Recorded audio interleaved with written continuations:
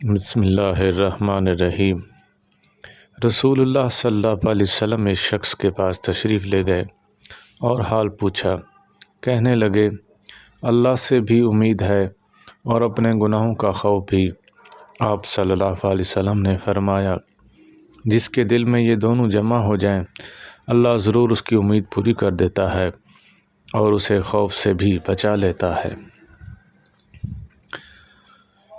حضرت معاذ بن جبل رضی اللہ تعالیٰ عنہ فرماتے ہیں، اللہ کے ذکر سے بڑھ کر اللہ کے عذاب سے بچانے والی اور کوئی چیز نہیں ہے۔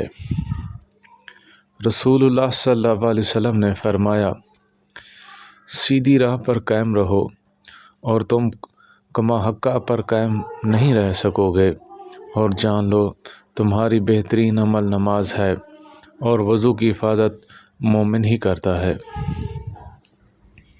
رسول اللہ صلی اللہ علیہ وسلم نے فرمایا، تم میں سے کوئی شخص جب اپنے اسلام کو عمدہ بنا لے، یعنی نفاق اور ریا سے پاک کر لے، تو وہ ہر نیک کام جو وہ کرتا ہے اس کے حوض 10 نیکیاں لے کر 700 گناہ تک نیکیاں لکھ دی جاتی ہیں، اور ہر برا جو کام کرتا ہے وہ اتنا ہی لکھا جاتا ہے جتنا کہ اس نے کیا تھا۔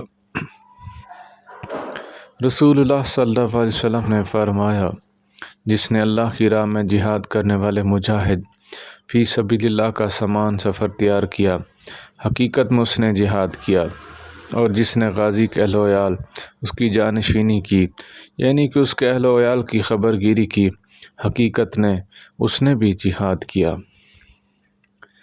حضرت ابو ہریرہ رضی اللہ تعالیٰ عنہ بیان فرماتے ہیں، رسول اللہ صلی اللہ علیہ وسلم نے فرمایا، جسے وسعت رزق عمر درازی کی خواہش ہو، اسے رشتہ داروں کے ساتھ اچھا برتاؤ کرنا چاہیے۔